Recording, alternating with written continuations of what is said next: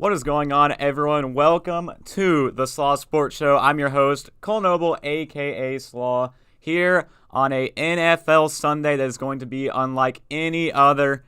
Okay, actually, it's going to be just like every other, but who can't be excited for football? Football is beautiful and everyone loves it, and especially we do here on the Slaw Sports Show.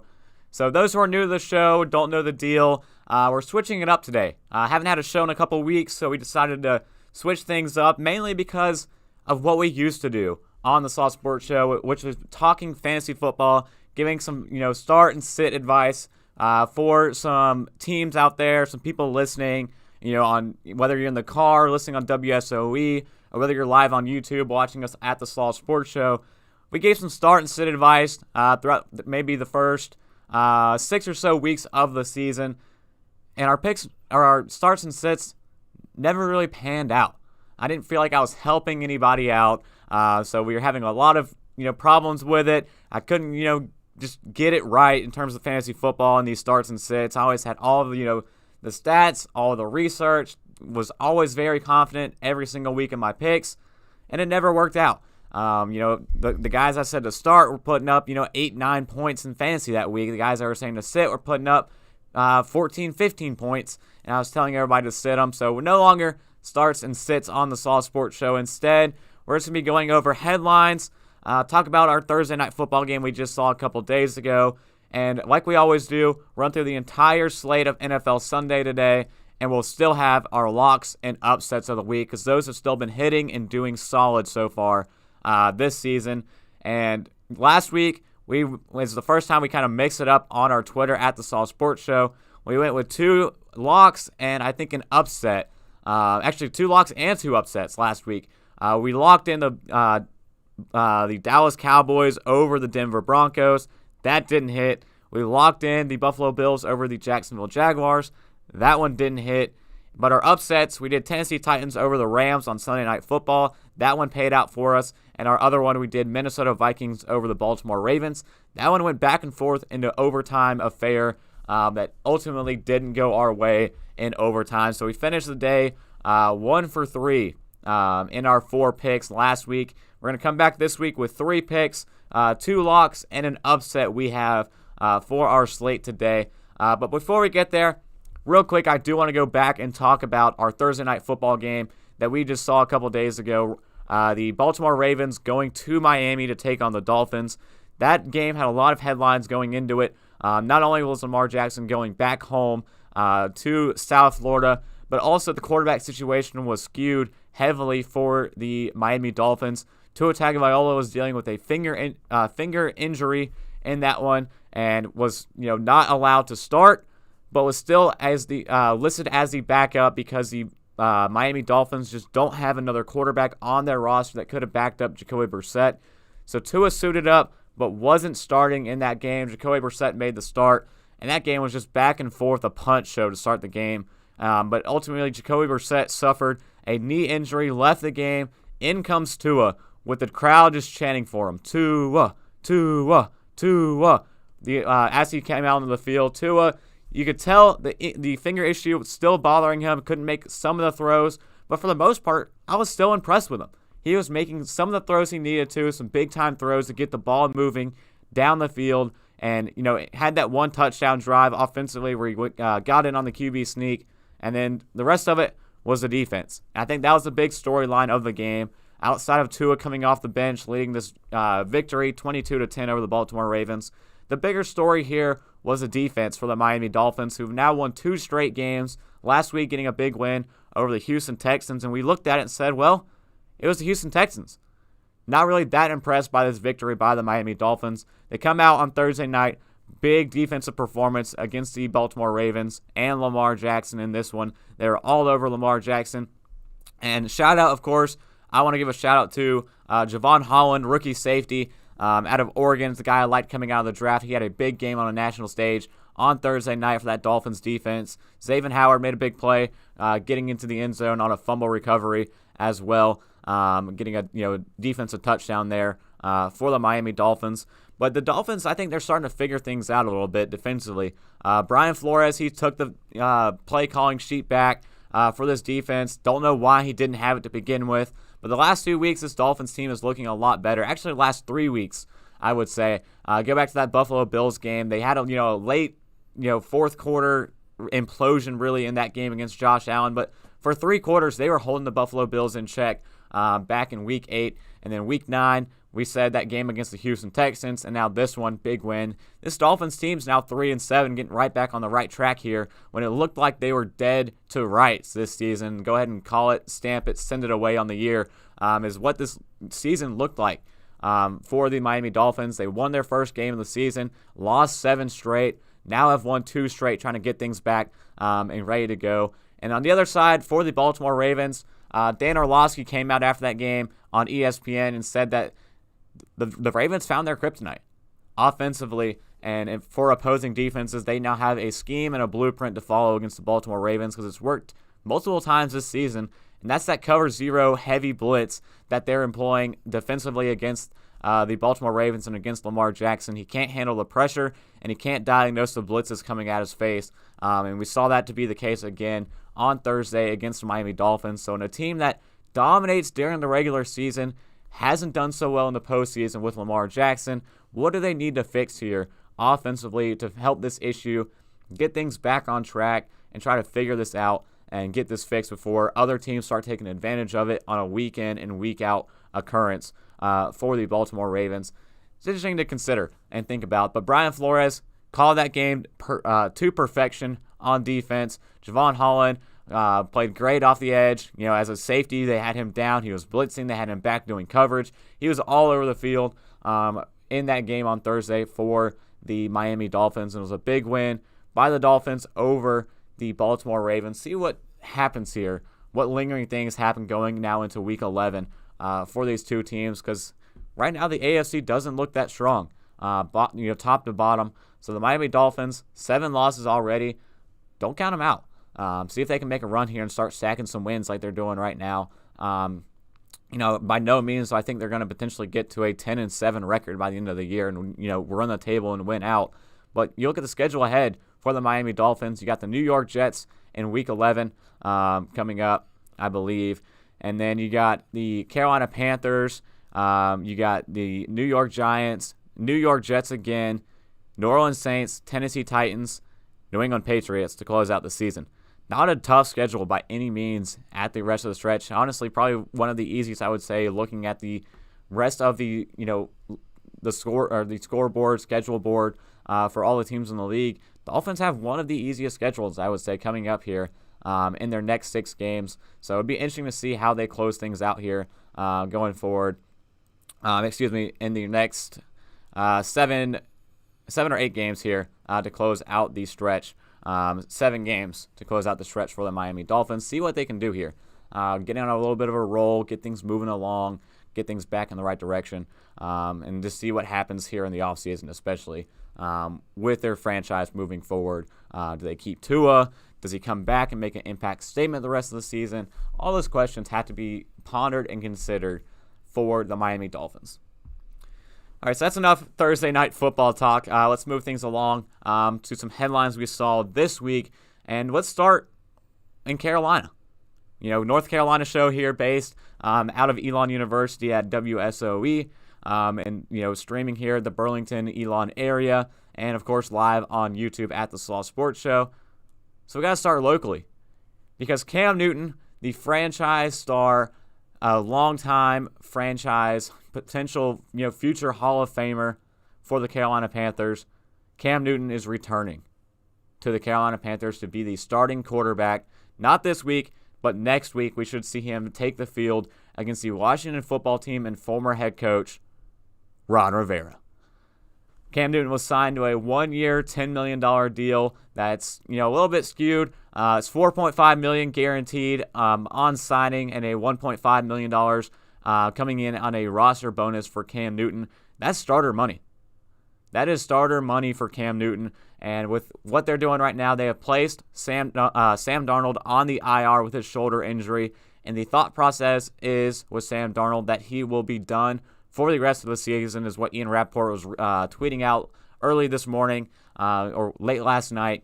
Just woke up and saw that from Ian Rappaport, that Cam Newton, by the looks of it, will be the starter throughout the rest of the season for the Carolina Panthers, and we'll see what happens here with Cam Newton returning home. What does this mean for this offense going forward, who have struggled as of late with Sam Darnold? But this week, P.J. Walker time.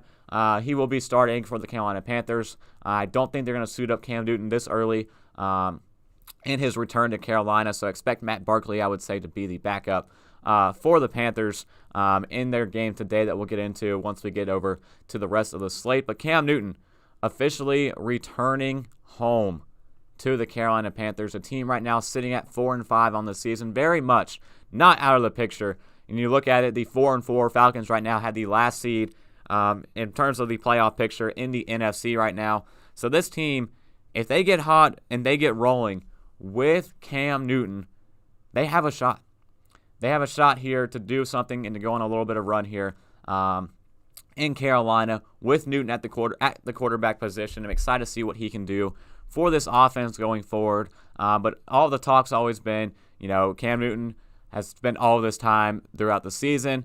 No one's talked to him. No one's reached out to him. We had the injury to Russell Wilson. We had the injuries to Jameis Winston. And both times with Sean Payton and with Pete Carroll, they were asked, what about Cam Newton? Are you going to think about bringing in Cam Newton? Neither one of them wanted to do so. But now Carolina, with all of their issues they have at the quarterback position, they righted all of the wrongs, mended the relationship back together with Cam Newton, bringing him back for a little bit of a homecoming run here with the Carolina Panthers to set up something that could potentially be long-term if Cam Newton does what he is expected to do with the Panthers this season. And some other news, big ones here. Odell Beckham Jr. is officially a Ram on a 1-year, $4.25 million, $3 million in team-based incentives for Odell Beckham Jr.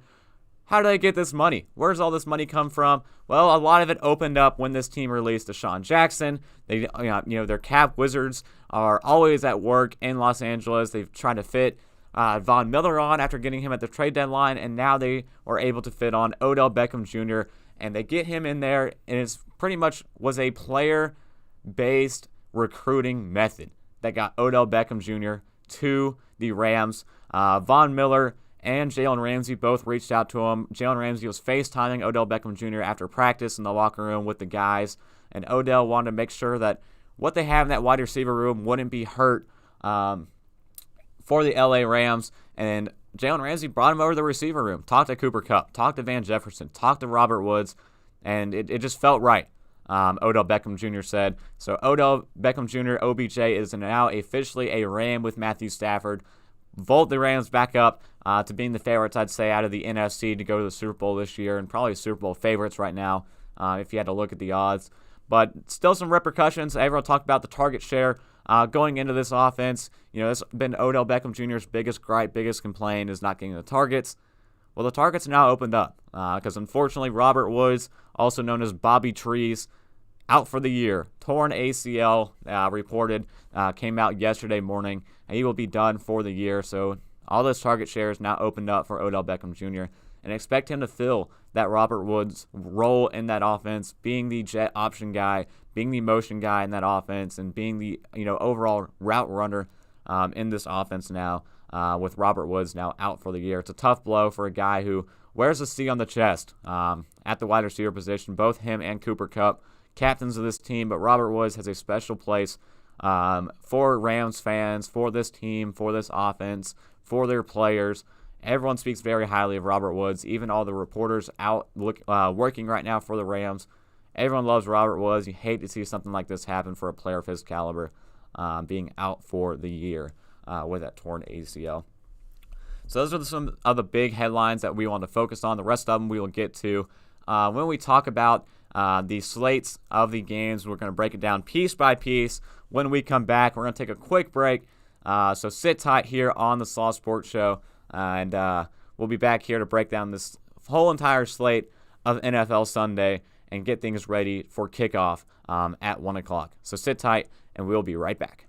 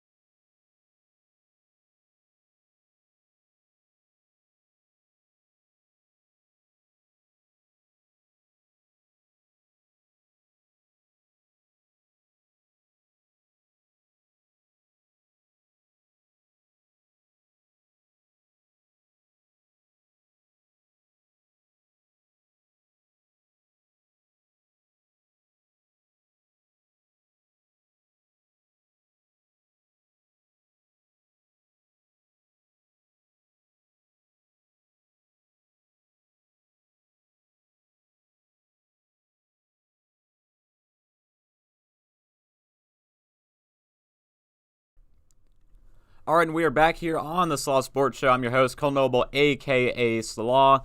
We talked about some headlines, some big ones. Cam Newton signing with the Carolina Panthers, A little bit of a reunion, mending the relationship. He is back as he's starting quarterback. And Odell Beckham Jr. is officially signing with the Los Angeles Rams, set to make his debut on Monday night as a punt returner. We'll see how well he also gets involved in the offense on Monday for the Rams in what should be a big game for the LA Rams against the San Francisco 49ers on Monday Night Football in Santa Clara. Should be a good one that I'm excited for on Monday night.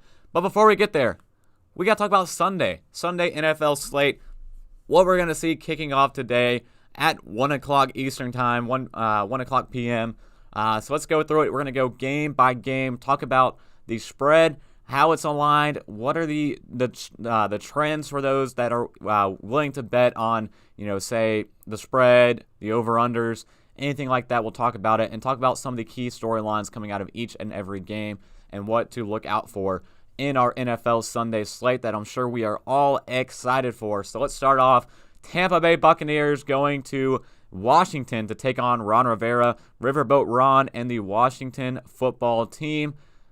This is an interesting one from an injury standpoint on both sides coming out of a bye week. So interesting enough, both teams didn't seem like they got healthier coming out of their bye.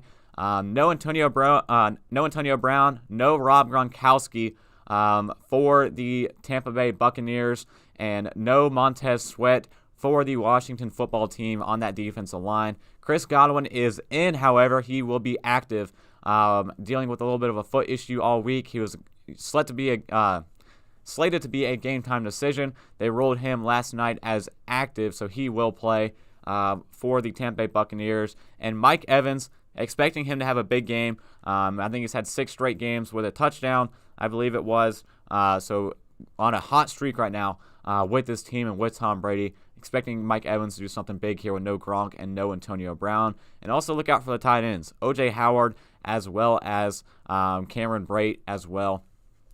See what they can do. But both teams coming off a bye week here in Week 10, a playoff rematch. Tampa Bay Buccaneers took down Taylor Heineke and this Washington football team back in the wild card round of the playoffs. So expecting to see what Riverboat Ron can come up with after the bye to prepare for Tom Brady coming to town in this one. But we'll talk about this game a little bit later. We got to move on here now. Detroit Lions going to Pittsburgh. Pittsburgh are 5.5-point favorites at home in this one. It used to be an 8-point favorite, 8.5-point favorite at home for the Steelers. But last night we learned Big Ben Roethlisberger now has been tested positive for COVID-19. He has been placed on the reserve COVID-19 list and will not play today. So Mason Rudolph, return of the Rudolph, dent in the forehead, still there. He will play against the Detroit Lions. It's interesting enough here. You look at the spread of this game. Detroit Lions, they've been competitive. Early in the season, they were keeping things close in a lot of games. Heartbreakers for a lot of betting fans out there, sports betting people that wanted to bet on teams to cover against the Detroit Lions. Detroit was the one covering and getting within the window. So Pittsburgh Steelers 5.5-point favorites, but Pittsburgh has failed to cover in 8 straight games where they have been the favorite. So Mason Rudolph making the start today. We'll see what transpires here. Detroit Lions coming off the bye week. Motor City Dan Campbell getting a little bit fired up, maybe getting the team fired up. He knows what's at stake in this game. 0-8 Lions, but the Pittsburgh Steelers, we saw them on Monday night against the Chicago Bears, and it wasn't a pretty one against a team that's also not that pretty as well in the Chicago Bears. So the Pittsburgh Steelers might want to put them on an alert here throughout the rest of the episode based on what we're seeing and what we're reading coming out of this game right now. Going to be one to keep in mind and consider that we may talk about here in the next few minutes. But moving things along, New Orleans Saints going into Tennessee. Tennessee's 3-point favorites. This one I thought was a little bit concerning. 3-point favorites at home for the Tennessee Titans. I expected to see this one get adjusted here a little bit on the spread because no Alvin Kamara. He's dealing with a knee injury all week long, and they have ruled him out in this game against the Tennessee Titans. So Mark Ingram will make the start. They traded for him a couple right there at the end of the deadline from the Houston Texans, made his return to New Orleans. They always loved him over there, and he actually has a chance to make history that Adam Schefter reported on, a chance to be the franchise leader in rushing yards today. And for Mark Ingram, be the Saints' all-time leading rusher in their franchise history. So a little bit of history at play here. He only needs 20 yards to do so to become the number 1 all-time leading rusher for the New Orleans Saints, courtesy of Adam Schefter. But on the other side for the Tennessee Titans, last week we saw the debut of Adrian Peterson in this post-Derrick Henry era that we are now in for the Tennessee Titans for the time being until he eventually returns, hopefully later in the season. We get Tractor Cito back. But we'll see Adrian Peterson again this week with another week under his belt. But in terms of the passing game with Ryan Tannehill, no Julio Jones again, out with a hamstring injury. They've actually placed him on the injured reserve with his hamstring injury, so he is out at least the next 3 weeks. New team, new year, same Julio Jones. Dealing with lower leg injuries, lower body injuries, can't get on the field, can't stay on the field. That's the case again today for the Tennessee Titans. And honestly, in this game, no Kamara for the Saints going on the road to Tennessee, who last week knocked down the LA Rams. This team needs respect as being one of the better teams in the National Football League. 3.5 points at home against the Saints with Trevor Siemian. That's not enough respect. Give me the Titans in this one to cover over 3 points. In this one, I'm gonna, as I go down this slate, I'm gonna, try to pick some of these games based on what I like. This one I like. I like the Titans. Give me the Titans -3, so give me the Titans to cover by that one, over 3 points in this one. I expect the Titans to win big, actually, here over the Saints. I'm excited to see how this one unfolds in Nashville. Moving things along here, we're going to Jerry's World. Dallas Cowboys, 8-point favorites at home against the Atlanta Falcons. Last week, Denver Broncos, a team we didn't think that were that good, came into town and put the dog smack on the Dallas Cowboys. Now the Atlanta Falcons, they're getting hot, 4-4, back to 500 coming into Dallas. Does it happen again?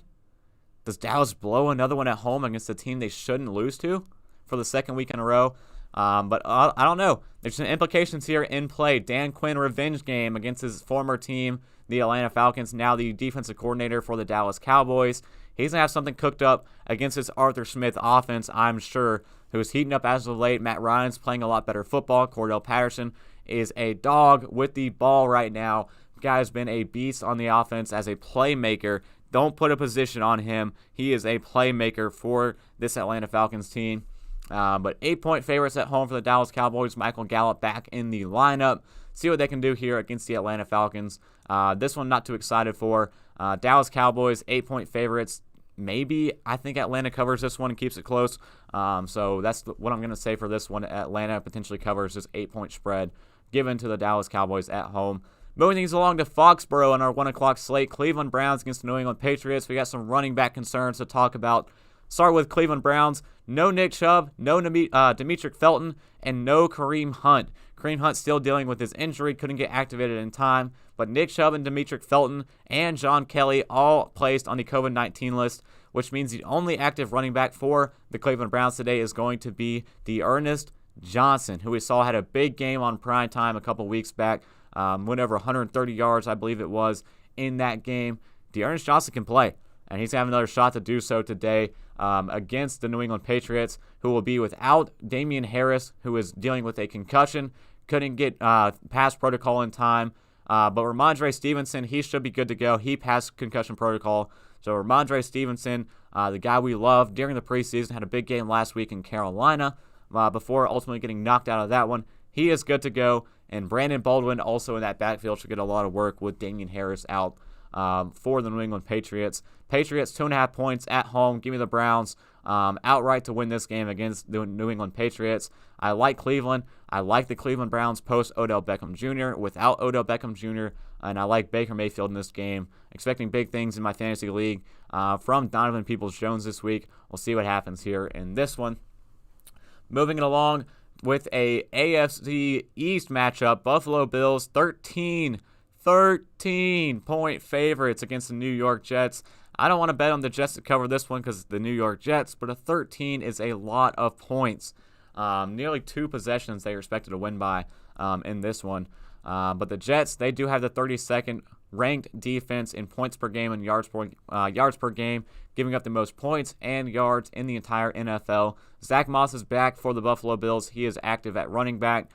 So see if they go back to their run-based offense that was working for them throughout the early parts of the season. They abandoned that last week in that loss against the Jacksonville Jaguars, try to rely too much on Josh Allen to throw the ball.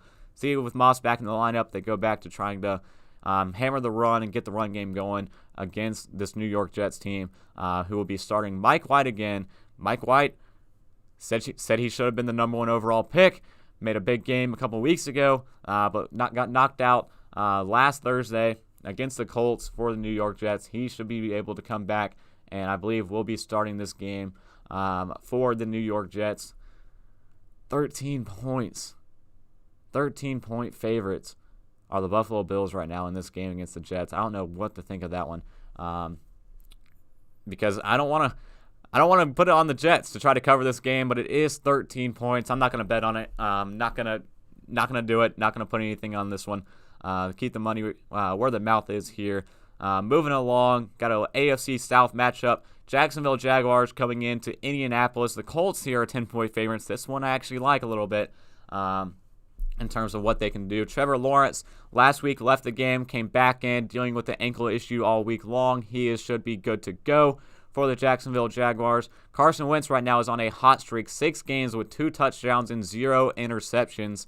That is tied with Aaron Rodgers as the best in the league, the longest streak with that many such games. 2 touchdowns, 0 interceptions for Carson Wentz. Great start he's going on right now. So let's talk about some betting trends here for this one. This one I'm actually starting to consider because the Colts, 10-point favorites at home. Michael Pittman Jr. has been balling out. Jonathan Taylor is on a streak like none other right now, who is the heavy favorite right now, I'd say, to lead the league in rushing by the end of the season. But in this one, Jacksonville Jaguars are 10-1-1 against the spread in their last 12, and 3 straight games they have covered. So in this one, 10 points, also a lot of points in favor of the Indianapolis Colts. The Jaguars last week kept it within 3, got a big win, 9-6 against the Buffalo Bills, who we all knew all thought and all knew were a good team going into this one, potentially the best team in the AFC conference. But instead, the Jacksonville Jaguars took them down, got a big win there at home against the Buffalo Bills. But now going into Indianapolis, 10-point favorites. I'm going to say Jacksonville covers. Colts win, Jacksonville covers the 10 points in this one. That's what I'm going to go with here. Just 10-1-1 against the spread, 3 straight covers to the Jaguars. I think they do it again. I think they keep it within 10 points, but still give me the Colts to win this game. That wraps up our 1 o'clock slate. Let's now go to the 4 o'clock games to talk about here. Start off Minnesota Vikings at L.A. against the L.A. Chargers. Chargers are 3 points favorites at home. Kirk Cousins has had 0 interceptions in 7 straight road games. And Minnesota this season has had 7 one-score games. So an interesting spread here at 3 points. Expect this one to be a one-score game potentially again for Mike Zimmer and his squad in this one for the Minnesota Vikings. But it's also the Chargers at home. Everyone knows, if you've listened to my show before, if you follow me on Twitter at The Slaw Sports Show, you know how I am with the LA Chargers and their home crowd. And I don't like the Chargers at all at home. I bet on them as a lock earlier in the season against the Dallas Cowboys, and they lost at home to the Dallas Cowboys in an embarrassing fashion for the LA Chargers. But they're heating up as of late. But either way, in this one, 3 points for the Minnesota Vikings. Kirk Cousins looked great on the road so far. I want to say give me the Vikings in this one over the Chargers. I don't want to do it. I love Justin Herbert. I love what Brandon Staley is building with this team down there in L.A. But give me the Vikings. Give me the Vikings. I think they're going to go win by over 3, but barely over. It's going to be a one-score game, but the Vikings do get over 3 points and do win this game against the LA Chargers to start off our 4 o'clock slate. Now we go to a game we discussed earlier with some of our headlines. Carolina Panthers at Arizona Cardinals. In this one, the Cardinals are are going into this one as 9-point home favorites. This one has changed as of late because Kyler Murray and DeAndre Hopkins not looking good to play in this one for the Arizona Cardinals. It's a tough one here. They're going to test both of them in pregame, but by the sounds of it, the team does not look optimistic about either one. And big play, according to Adam Schefter, they want to get both guys back and play the Seattle Seahawks next Sunday and keep them healthy. So Rondale Moore, he is likely to play, but still listed as questionable. But as for Hopkins and Kyler Murray, doesn't look good for either one of them to play today against the Carolina Panthers. That's why this line has switched just a little bit. But Arizona should still be heavily favored. They had a huge monster win against the 49ers last week with Colt McCoy and James Conner having big games on offense. Defense had a big game as well against Jimmy Garoppolo and that 49ers offense. And P.J. Walker will be making the start for the Carolina Panthers this week. But next week, we're expecting to see Cam Newton, number one Superman, back on the field for the Carolina Panthers. But P.J. Walker this week against a tough Arizona Cardinals defense. 9-point favorites at home. Arizona Cardinals are 6-1 against the spread in their last 7. I'd say they have to cover here in this one against the Carolina Panthers. Cover 9 points. Colt McCoy has another good game, and James Conner gets in the end zone a couple more times in this one. So moving things along here on this slate at 4 o'clock, Philadelphia Eagles going to Denver. Denver is 1.5-point favorites at home. That one is gross. Eagles going into Mile High. I don't know how I feel about this one. Jalen Hurts has 17 passes last week against the Chargers in Week 9. They are running the ball heavily. It's their new offensive identity with Nick Sirianni down there in Philadelphia, or up there in Philadelphia. But still, this team, they're not passing the ball. They're rushing the ball heavily. So this one's going to be very interesting to see what we can, try to pull out of this one. Denver did have a big win last week in Dallas. I don't like this game at all. I'm not going with it. Denver Broncos, 1.5-point favorites at home. Do what you want to do with this one. Eagles coming to town a Mile High. And not going to air the ball out in that sea level where they're at. Just high sea level. Specifically, traditionally, you'd want to throw the ball in a Mile High against the Denver Broncos, but doesn't seem like Philadelphia Eagles are going to do that. They're going to pound the rock. So see how this offense overcomes, just the environment in Mile High. And yeah, that's all I got to say about it. 1.5-point favorites for the Denver Broncos. Not excited about this game, as you can tell. Probably my least favorite game on the entire slate today. But going into my most exciting game, because I'm biased and I'm a Packers fan. Seattle Seahawks going to Lambeau to take on the Green Bay Packers. Packers 3-point favorites at home. Aaron Rodgers and Russell Wilson both active in this game. No David Bakhtiari. He was activated on Wednesday. Left tackle for the Green Bay Packers, all-pro tackle. He was activated from the PUP list, but not ready, good to go in this one. We should expect to see him next week for the Green Bay Packers. But Eric Stokes, he should be a game-time decision. Haven't heard anything about him yet today, being at cornerback. So it's a big game. There's obviously, we know no Jair Alexander. He's still out on the injured reserve and not expecting to see him for the next couple of weeks. And this going up against this offense, you got Tyler Lockett and you got DK Metcalf at wide receiver with Russell Wilson back throwing him the ball. Who's going to cover these guys on defense with the Green Bay Packers? Going to be something interesting and something to consider. As the favorite this year, the Green Bay Packers are 3-0 against the spread, and Russell Wilson is 0-4 in Lambeau in his career. So I like Green Bay Packers in this one. I like Green Bay Packers to cover in this one. I'm biased. Get off of it. Doesn't matter. Packers, it's a snow game. Snow game in Lambeau. 3-point favorites against Seattle, who traditionally has not done anything in Lambeau. Give me Green Bay over 3 points. Cover the spread to win against the Seattle Seahawks and improve to 8-2 on the season with Aaron Rodgers back in the building today, starting for the Green Bay Packers. That closes out our 4 o'clock slate. Now we have our Sunday night football game. Kansas City Chiefs, 3-point favorites on the road against the Las Vegas Raiders. Raiders are home dogs in this one. Home underdogs. Raiders 2-11 in their last 13 games against the Kansas City Chiefs. But from last year, it didn't feel that way. Last year, Raiders, went into Arrowhead, had a big win against the Chiefs. The Chiefs bounced back, came into Vegas, had a big win. But the Raiders still kept it close in that game. The Raiders are a good team this year. Chiefs are not a good team this year from what we've seen. This one's going to be an interesting Sunday night football game, Chiefs 3 points going into Vegas. I like the Raiders to win. I'm going to call it now. It's not going to be my upset of the week because I'm not that strong about it. But I do like the Raiders in this game against the Chiefs. I don't like what I've seen from the Chiefs so far this season. It's a big game for Rich Bisaccia as the interim head coach, getting a primetime game here now against the Chiefs. First one of the season against these two teams. I like the Raiders. I like the Raiders at home. Give me the home dogs in this one to close out our Sunday NFL slate for what we have coming up here in this one.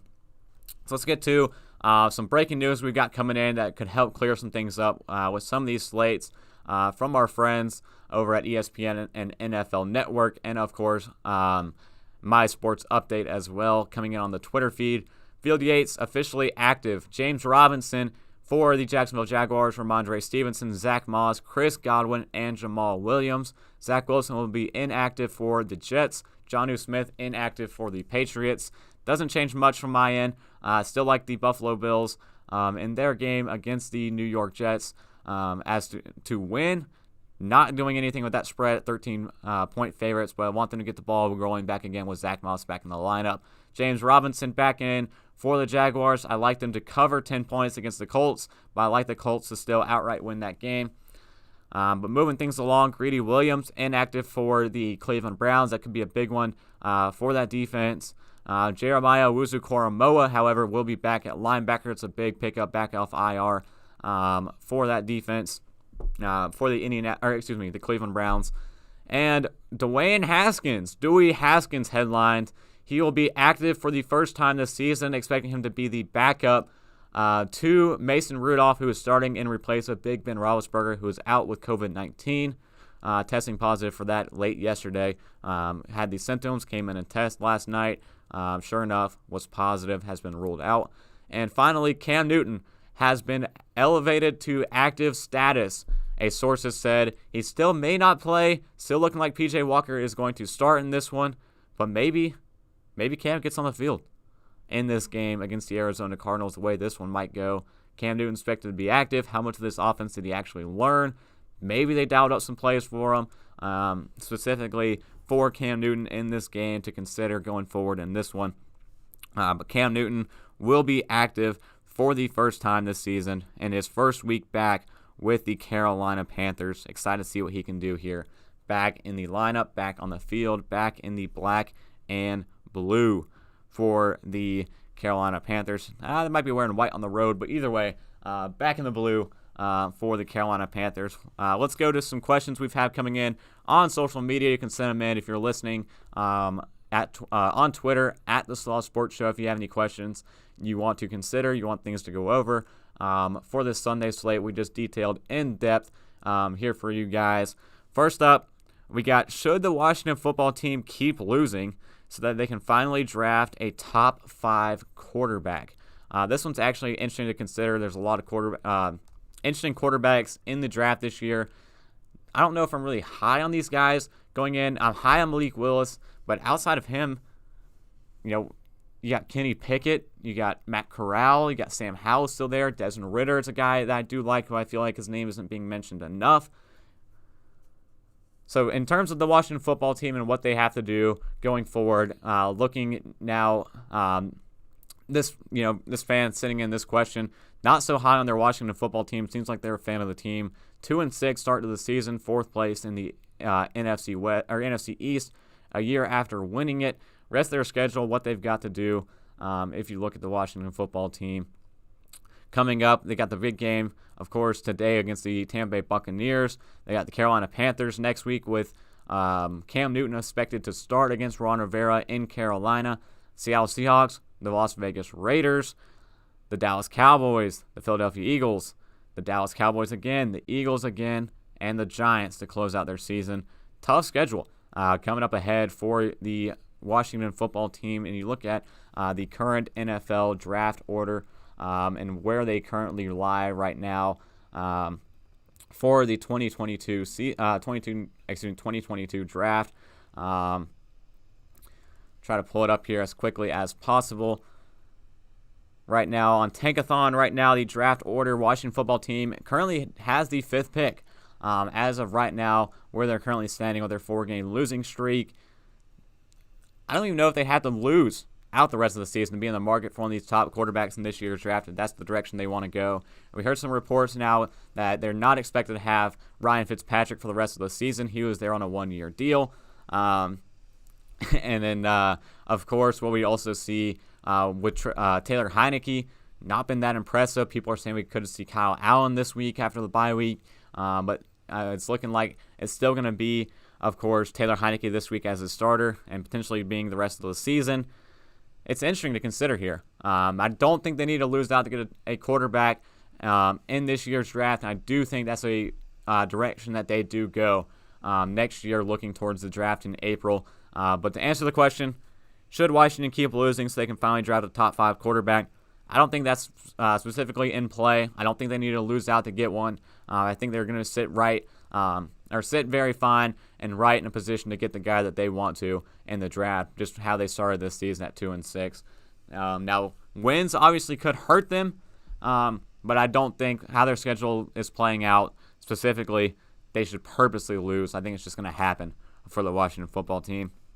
And another one coming out here, over-under for the Seattle Seahawks. Well, we got it pulled up here. 49.5 points is the over-under for the Green Bay Packers against the Seattle Seahawks in Lambeau. It's snowing in Lambeau in this game for my Packers. Rodgers is back. Wilson is back. I like the over. I like the offenses in this one. Specifically, I like Green Bay Packers offense against the Seattle Seahawks defense. I don't think that they've been very productive this year. But the Packers defense, however, they've been stingy. They've been a stingy unit. They haven't allowed a lot of points. But 49.5, I think this one turns into a high 20s affair. But the Packers cover the 3 points, so I could see a potential 28-24 game here in favor of the Green Bay Packers. Packers might get over the 30 mark in this one against the Seattle Seahawks. So give me the over. Give me the Packers over 3 points as well, covering the spread and getting a big win at home with Rodgers back in the starting lineup. We're going to take a quick break. When we get back, we're going to give our lock of the week and our upset of the week. And remember, we got two locks this week and one upset on paper. We're not going with the Raiders. Not confident in that one on Sunday Night Football. I do like them, but I'm not confident in them to give them my upset of the week. That's a very exclusive and lucrative pick, and it's a pick that's paid off in the past. So far this season, I've been very good on my upsets, and I have one I'm very confident in, and it's a team I said I wouldn't bet on, and I wouldn't choose to win after what they did to me earlier in the season. But here I am. I'm going to choose them. I'll tell you who that team is when we come back. You're listening to The Slaw Sports Show.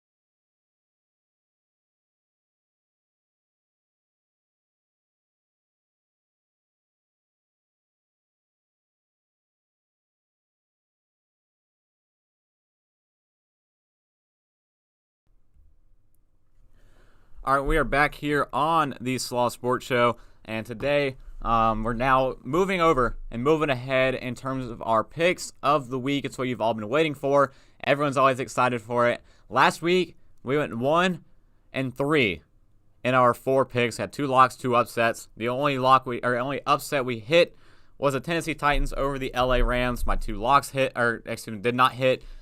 And my other upset, Minnesota Vikings against the Baltimore Ravens. That didn't hit. It went into overtime. It was a close game.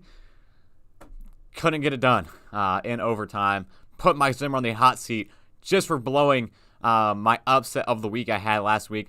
But we talked about it before we went to the break. We got two locks and one upset, to talk about here in this one. Let's start with our locks of the week.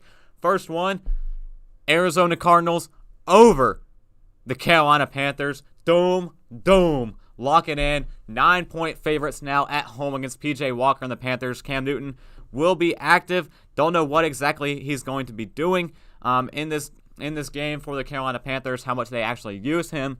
But still, P.J. Walker against this tough Arizona Cardinals defense. Wolf. Look what they did last week against Jimmy Garoppolo with Colt McCoy in the lineup. Colt McCoy, Kyler Murray, don't matter. I don't care who's at quarterback for this one. I don't care if DeAndre Hopkins is out. I don't care if Rondale Moore suddenly is out as well. Give me the Cardinals over the Carolina Panthers. The Panthers are not a good team this year. I've said that the entire year. I said it during their 3-game winning streak at the start of the season. This is not a good team. It's not a good team with P.J. Walker. See if they get things back on track next week with Cam Newton as their starter. But right now, as it stands, this team is not a good team. I expect Philip Walker, P.J. Walker, I'm expecting him to have multiple interceptions in this game, multiple turnovers in this game. This Cardinals defense, one of the best units in football. And this Cardinals team is one of the best teams in football as well, one of the most complete teams and one of the deepest teams in terms of what they have. They showed it last week against the 49ers. They're going to show it again this week against the Carolina Panthers. Lock it in. Cardinals over Panthers in this one. And my second lock of the week, I've gone with them multiple times this year. They haven't done me wrong. Tampa Bay Buccaneers over Washington, over the Washington football team. Doom.